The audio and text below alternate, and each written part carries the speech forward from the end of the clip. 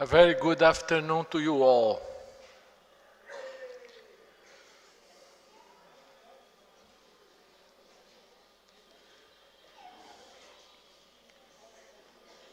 It's a good custom during our international conventions that an introducer introduces a speaker. Not that long ago, our international secretary, Maria Artma, requested me to say a few words introducing the international president of the Theosophical Society, Mr. Tim Boyd. Obviously, it's a great honor and a pleasure to introduce him. But do I really need to introduce him?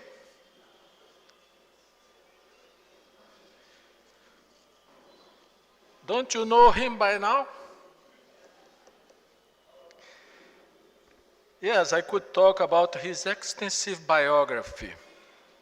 I could mention that he was the national president of the Theosophical Society in America, that he headed the Theosophical Order of Service in the USA, and during those years, he proved to be more than a remarkable servant of social and spiritual causes, primarily building bridges, solely acting for the good of the people. But with your kind permission, rather than talking about Tim's past, I would like to focus on the present and the future.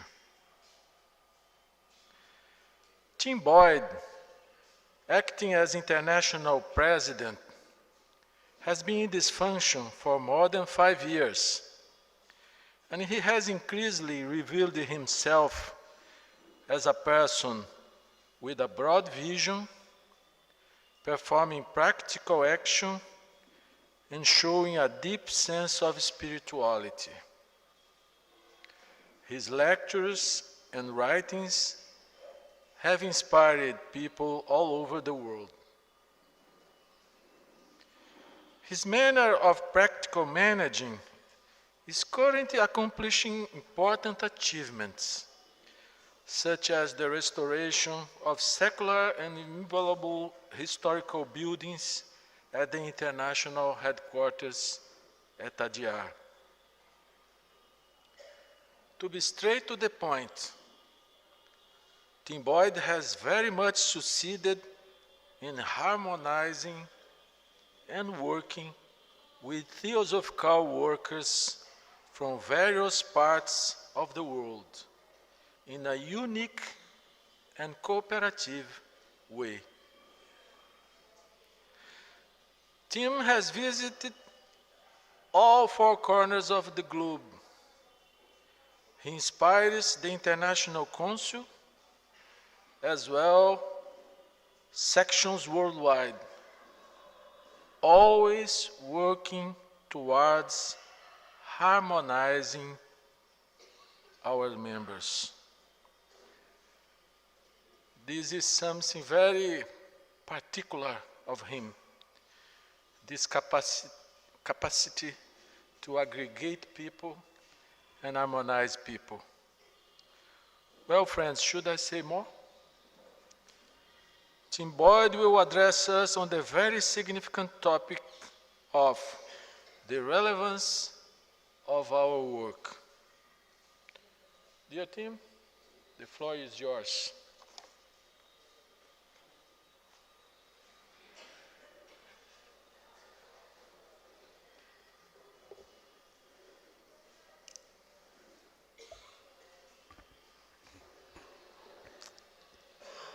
First, obviously, I would like to thank Marcos for his introduction. He's always very insightful and makes me try to think and look into what are the things that he said and whether they're true or not. I think to some extent, probably the most I can say is that along the way as a general counsel and as in the position of international president, we have tried. What I'd like to talk with you about this evening, as you are all aware, our topic, our theme for our time together during this convention has been nurturing the divine seed. So we've had an opportunity to hear a lot of different ideas and a lot of discussion about that. As an analogy, obviously, a seed. And although I won't belabor the analogy too much this evening, I think perhaps it would be appropriate for me to give my little spin on it while we have time together. Obviously, when we talk about a seed is a very, very specific thing.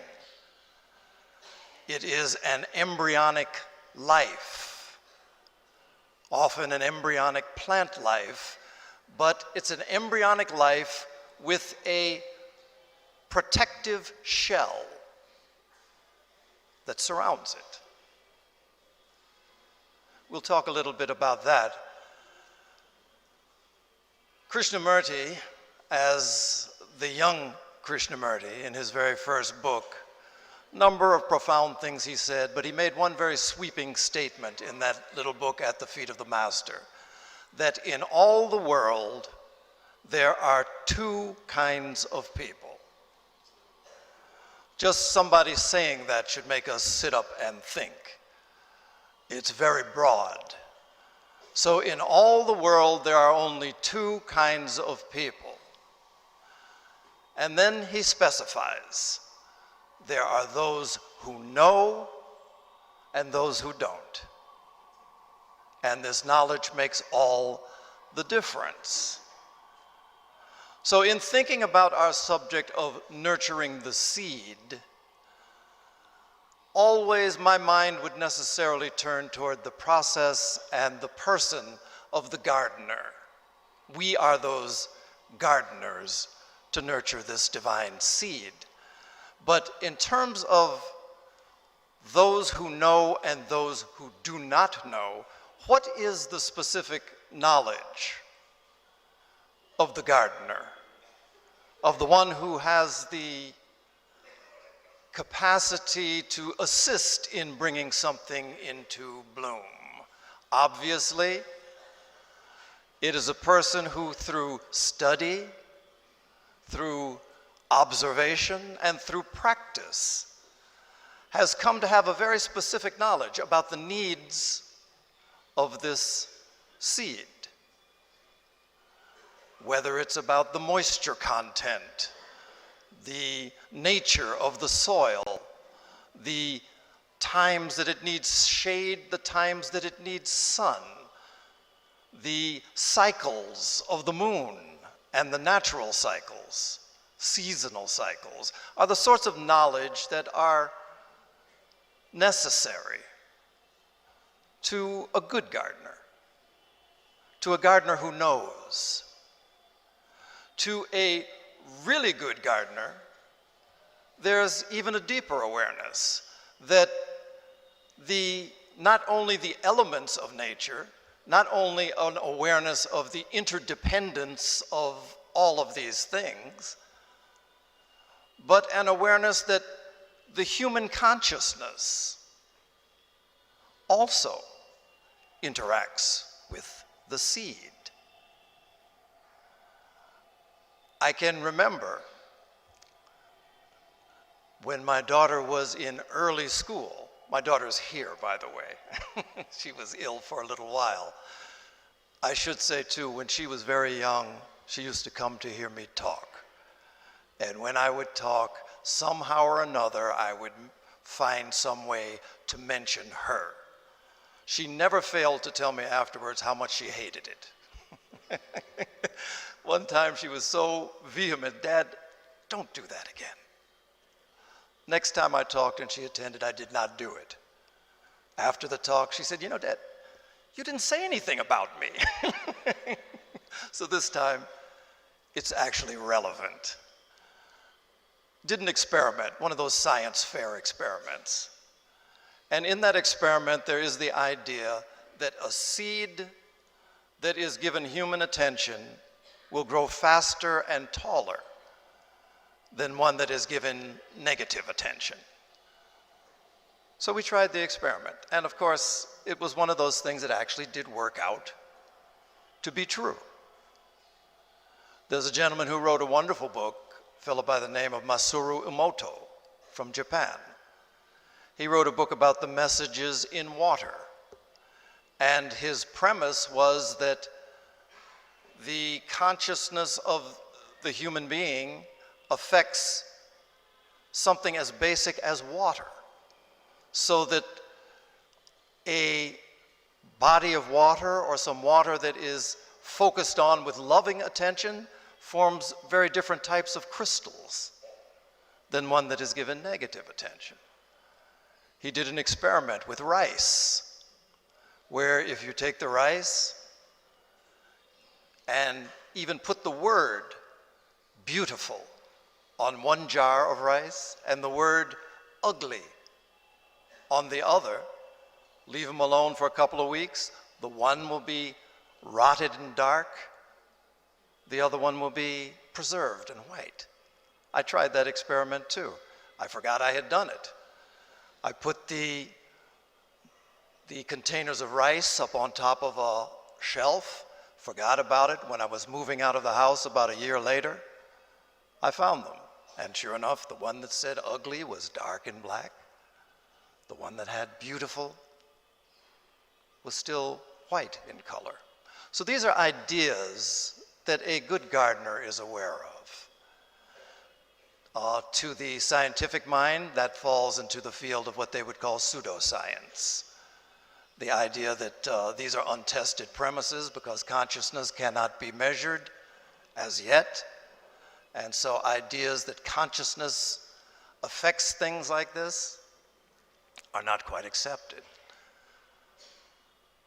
But the premise is this, that for the gardener who is aware, who is in tune, we are aware that such things as love, compassion, kindness have an effect.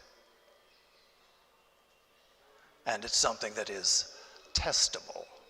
So from this sort of knowledge, what does the gardener know? From this lesser knowledge comes the greater life that springs forth from this seed. And this is what we want to talk about a little bit today. So, the seed, if we were to say what it is, obviously the seed is the soul. And there are certain impediments to the soul making its impression felt in this world and within our lives. Obviously, its impression, its influence tends to lie hidden within us. And the work for us in terms of nurturing is one that we have to discover. So there is this expression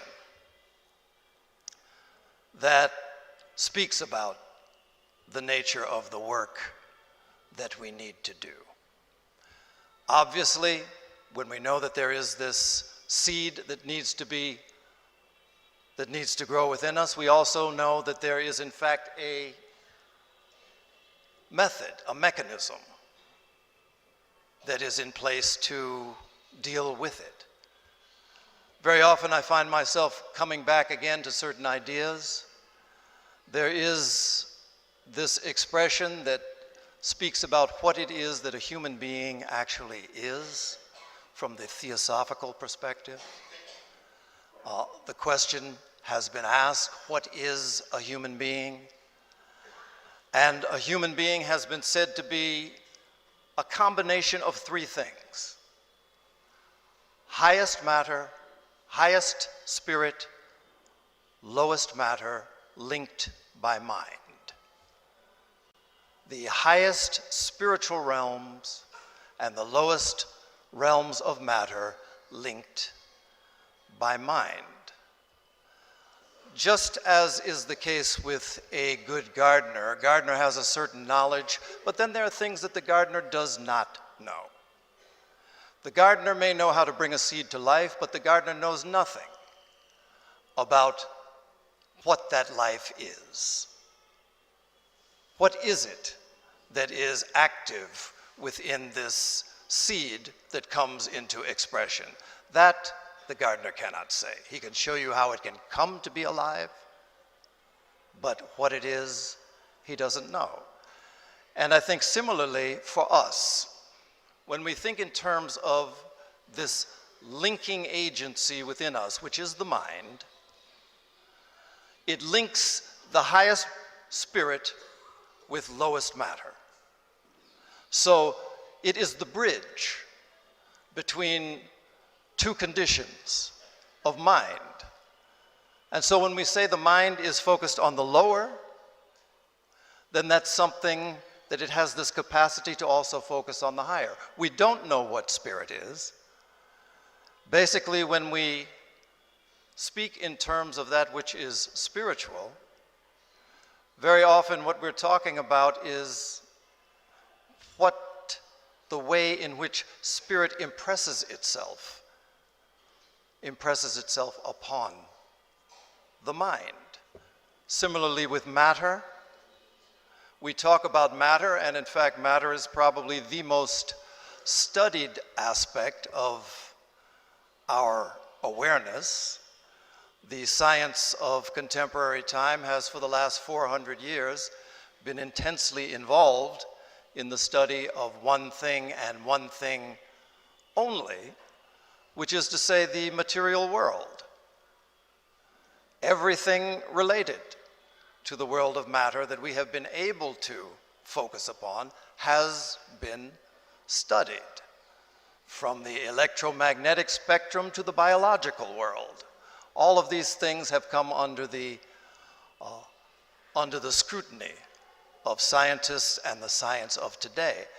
But if I were to say that really still we know nothing about it, it might seem like a very bold and broad statement, but it's the statement that is made by sciences of today.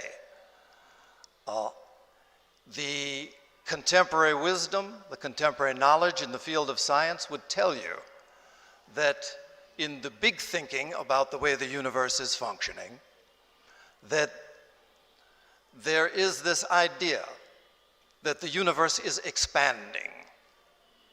And this expansion is dependent upon the qualities of matter that allow it to expand at a certain rate. And the computations of the moment would say that it cannot behave the way it does with the amount of known matter that there is in the universe. All that we can see, all that we can measure, does not account for the rate of the universe's expansion. And the numbers now would say that in order for this process to be behaving as it is, 95% more matter and more energy must be there than we have as yet discovered. And so it should be a humbling sort of thought. If I were a scientist, I think I would feel rather humbled by the idea that I'm studying and aware of 5% of what I have become convinced is the totality of the real world. But the terminology that has been given to this is now called dark matter. Dark matter basically meaning that matter which we don't know anything about. We can't see, we can't find, we can't test. So we know little about matter. But what we do know is that the mind has the capacity to bring into fruition something very deep from within. And so we have to learn actually how to utilize, learn what is this mind? What are the ways that it can be employed? And obviously, I think during the time that we've been together during this convention, we've had a chance to hear a number of things. One of the things that we have heard has been that the mind, its greatest function for us is to learn how to observe and to question, to observe. And so we begin with this process of observation. It has been said that the purpose of a conscious life is to know thyself. Over the oracle of Delphi, it was said, know thyself. And so this has become a direction that we are encouraged to adopt. The Buddha in his teaching talked about do no harm, do good, purify your minds. Another way it has been expressed. Great poet, I think, put it very, very well about the nature of the work that is for us to do. William Blake, in a letter, wrote that if the doors of perception were cleansed, then we would see everything as it is, infinite. If the doors of perception were cleansed. So the question becomes, how do we cleanse those doors of perception? What is it that in fact is obstructing our vision of reality, of the infinite? And that becomes the place where our work and the relevance of our work is established. So we begin by observing. And obviously our capacity to observe, each one of us, is perhaps a little bit different in that respect. So we observe the body and its functions.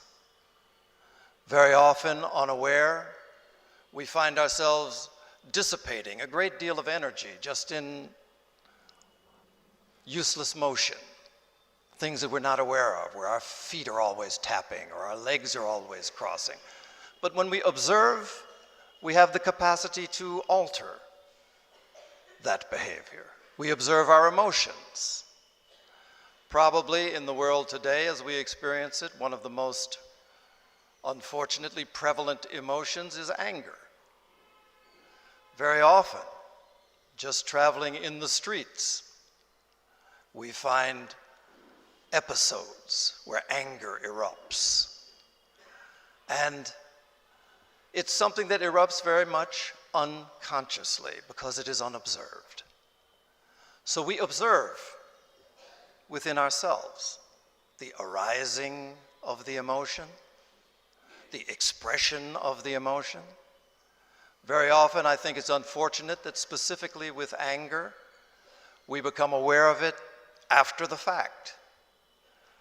There's an expression that if you speak when you're angry, you will make the most powerful speech that you will ever regret. If you speak from an angry mind, unaware, we make the most potent speech. We wound the most effectively with our words. Best speech we'll ever regret. When we are unaware of the activity of the emotions because we are unobservant. Same thing is true with our thoughts. The thoughts arise like clouds in the sky. They have their movement and then they dissipate. We get fixated on them to the point that we tend to think of ourselves as our thoughts. In the Mahatma letters, there's a very potent thing that is said about thought. It says that every thought, having been evolved, moves into the inner worlds as an active entity. Every time we think, we create forms even that take on a life of their own and that affect the environment within which we find ourselves. I do hope that during the time you have been here, you've had an opportunity to visit the Thought Forms paintings. These are the paintings that were done when Leadbitter and Annie Besant, through clairvoyant observation, described to an artist what it was that was being seen, what it was that the different thoughts were producing in terms of the forms that could be seen. Because it's very descriptive. For each one of us, we're continually involved in this process, so much so that the Mahatma in that same letter said that we are involved in a process of constantly evolving these entities that affect others, that are in effect peopling our current in space. So wherever we go, we bring our crowd with us, our crowd of thought forms, our crowd of creations that travel with us unaware. So the idea is to become increasingly aware. It begins with observation, but the point of observation is not just to note, but to become aware. The point of awareness is to eventually actually be able to see. And what we find is this, that when we speak about freedom, when we speak about liberation, all of the very high thoughts that we think about, we think of it in terms of a process. I do believe that very often it is our sense that it is possible to have an A, B, C approach to the spiritual life, such that as we complete this thing, we necessarily find ourselves springboarded to the next, and then from that to the next, and ultimately, of course, enlightenment. If we're good boys and girls and we do it in the prescribed manner. And while I do believe that there is some degree of correctness to that, I don't think that that's the entire story for us. So this observation is really part of the process side of awakening. And so in this process, as we observe, as we become aware, a certain possibility develops within us, and it is the possibility to see. When we think in terms of a seed is useless until the outer shell that surrounds it has been dissolved. As long as it's enclosed within that husk, the life may be there, but it cannot express. So what is the agency that causes the dissolution of this surrounding husk? In our case, another quote, there are in the Theosophical teachings this thing called the Three Truths. You're familiar with it perhaps from the Idol of the White Lotus. And it speaks about what this seed is in fact. The soul of man, the soul, is immortal. And its future is the future of a thing whose growth and splendor have no limit. The seed, the hidden life, the hidden light, the spirit which gives life is within us and without, cannot be seen, cannot be heard, cannot be smelled, but can be perceived by the one who desires perception. I mean, these are what are described as these three truths that it would be well for us to know. The third being that each person is their own absolute lawgiver, dispenser of glory or gloom to ourselves, the decreer of our life, our reward, our punishment. This describes the process. So as we engage in the process side, from the theosophical point of view, we tend to think in terms of study, meditation, service, as the process that leads us toward awakening, as the process that leads us to a deeper understanding of the actual work that we are here to do. That's good. But I think one of the things that we probably need to understand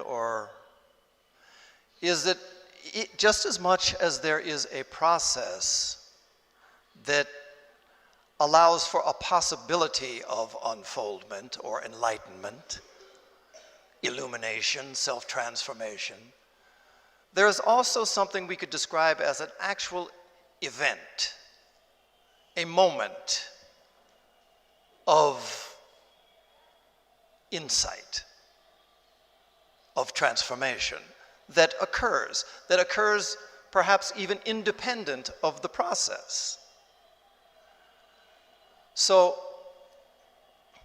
it's expressed in a lot of different ways. In the scriptures of the world, there are various ways that it's described. I particularly like in the Christian Bible, there is a psalm. It was really a song to the divine that was written by David of the Bible. And in this psalm, he says these words. He says, "He utters his voice," he being the divine, the higher self, the universal consciousness, utters his voice and the earth melts.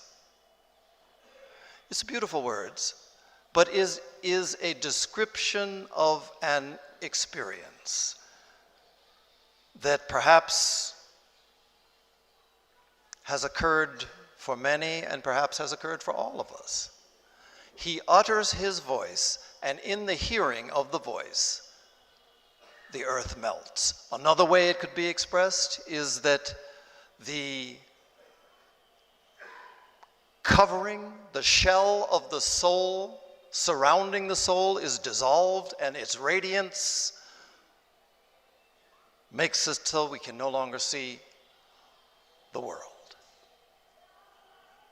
The opening of the soul. So the way in which it occurs is one of those things that is not under our control. The process is. We can determine when we will meditate. We can determine how we will meditate.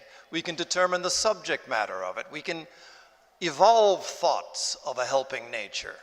All of these things are part of the process. But the illumination is something that finds us, it has been said, it finds us like a thief in the night. I like the way that it's expressed.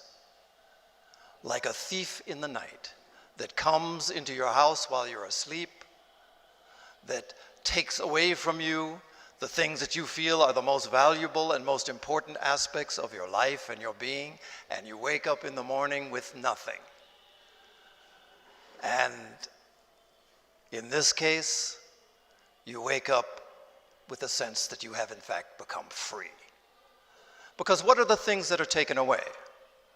What is this shell that surrounds the soul? And I think for all of us, there is this problem that we deal with. When we think in terms of know thyself, any person who asks themselves, who am I?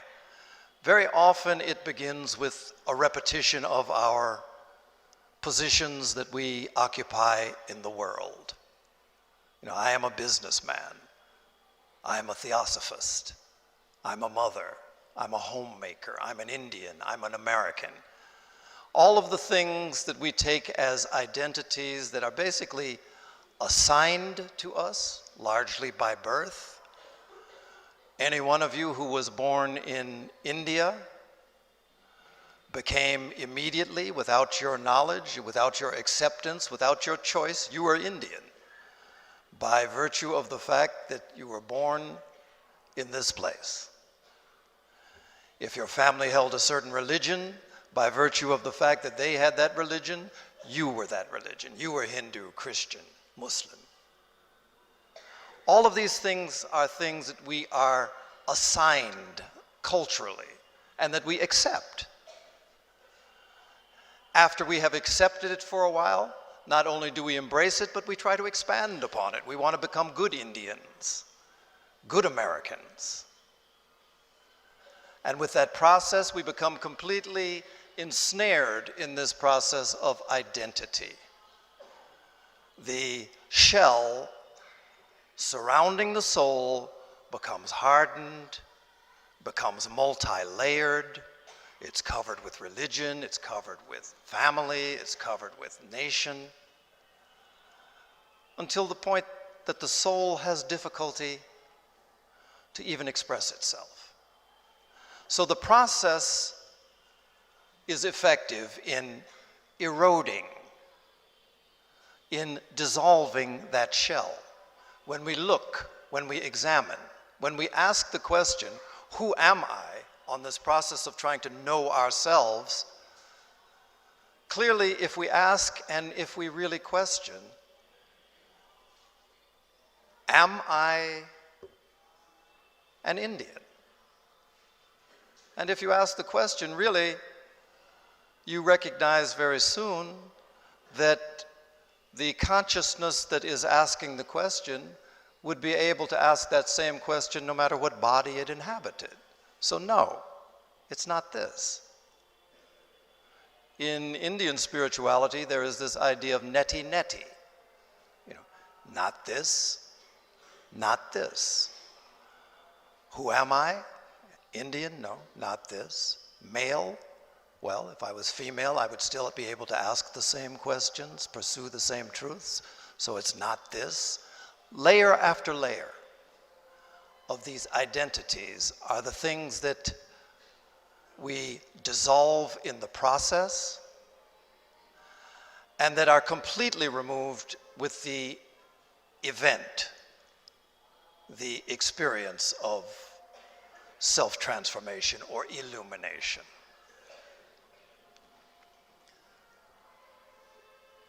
So from this deeper level of actual experience, we start to become more deeply aware of our reason for being here. There is the seed, there is the work that we do in terms of nurturing the seed, then there is the experience of what it means for this light to become active within us.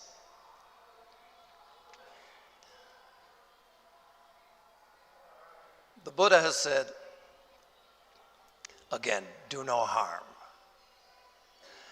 As we become more deeply aware of this deepening sense of who I am, we start to also become aware of the fact that there is a deepening realization, a deepening understanding of the meaning of what it means to be in this body, in this world, in this moment. The mission statement for the Theosophical Society says many things about the work that we are here to do. We are here to serve humanity. We are here to cultivate a deepening understanding and a deepening realization. We are here to remove, basically, the sorts of bondages that we have placed upon this soul which is attempting to make itself known. This is the process. This is the event.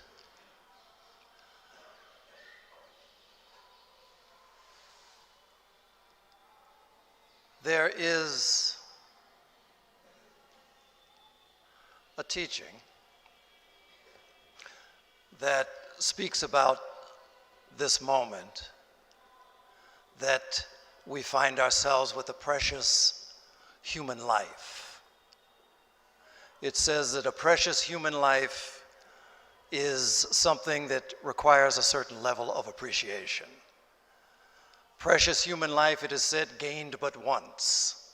The idea that we find ourselves in a moment where we are exposed to a wisdom tradition, a wisdom teaching with the capacity for liberation, is a precious moment.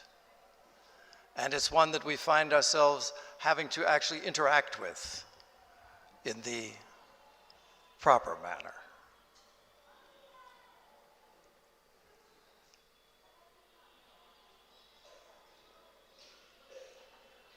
Many, many things. So, the relevance of our work. I think every one of us would be aware that in the world today, there are many conditions that are requiring attention. All of us recognize that. Also, we should recognize that we have been a part of the creation of that. We created the camera, part of the problem. But we've been involved in the creation of a number of things that are having far-reaching effects in the world today. And what is it that the Theosophical Society, what is it that is relevant to the things that are being faced in the world by us and by others? How is it that we can address this sort of issues that we all face? Human created, and probably the teachings relate to the wisdom teachings, the wisdom of the ages, is what the Theosophical Society's teachings speak of, theosophy. Knowledge is one thing, and knowledge is powerful.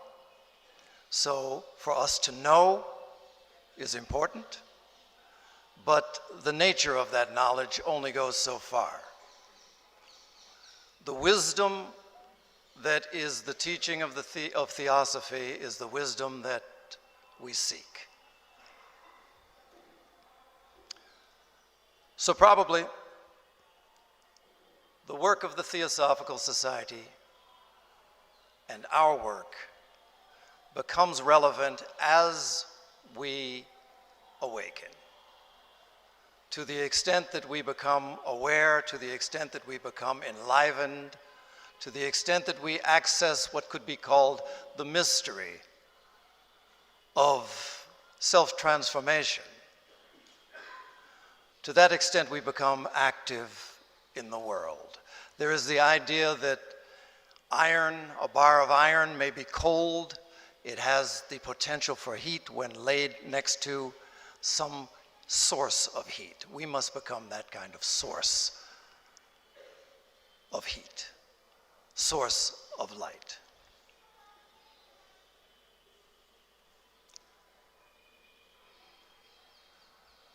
So perhaps it would be well just to finish with the Buddha's teaching, do no harm. As we become much more aware, the harm that we cease to do, we find that we no longer are polluting agents in this world, not just at the level of the physical world, but we no longer are polluting agents in terms of the thoughts that we allow to be entertained in our minds, the emotions that we harbor, all of these things. We cease to do harm.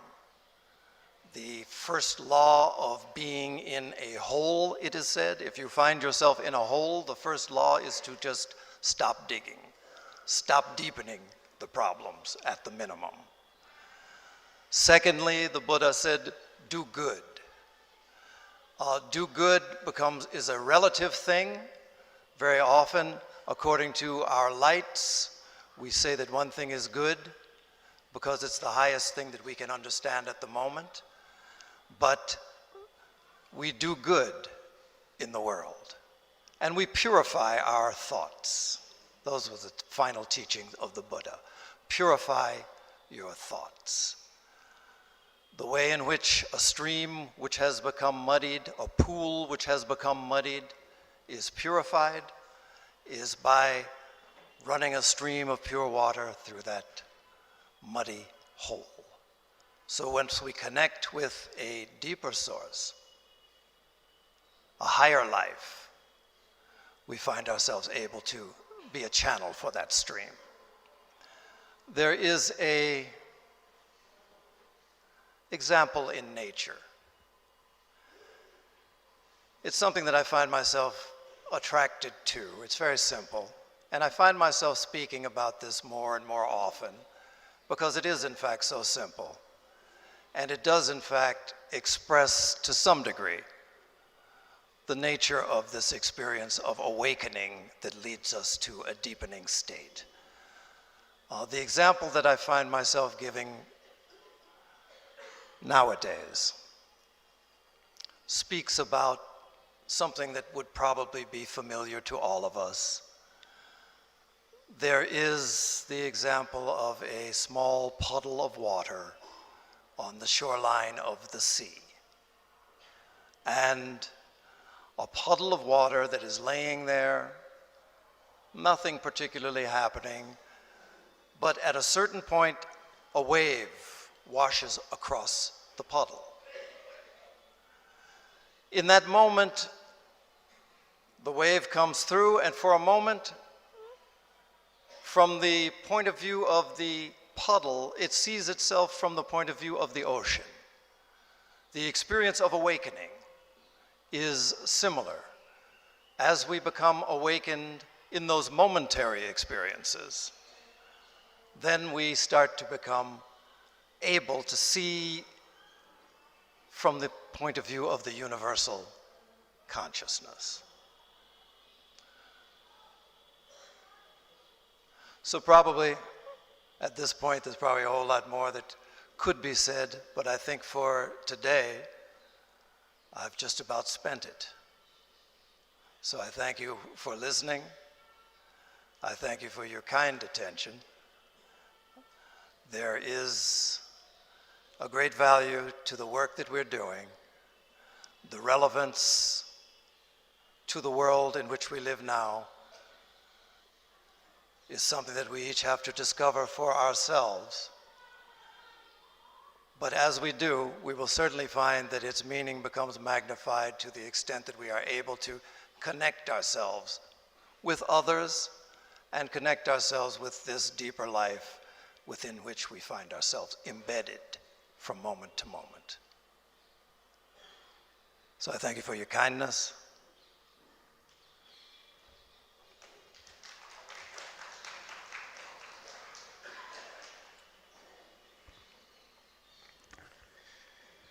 Thank you, Tim, for your inspired words. I think you brought us direct to the point that is the aim of the theme of our convention. And I appreciate very much this analogy of the garden and the gardener and the work that is expected from us. Who is the gardener? What is the garden? The gardener is this mind that needs to be purified. Sometimes this mind links to the lower, sometimes it opens to the higher. We need to be watchful of it. And probably the garden is ourselves, our relationships,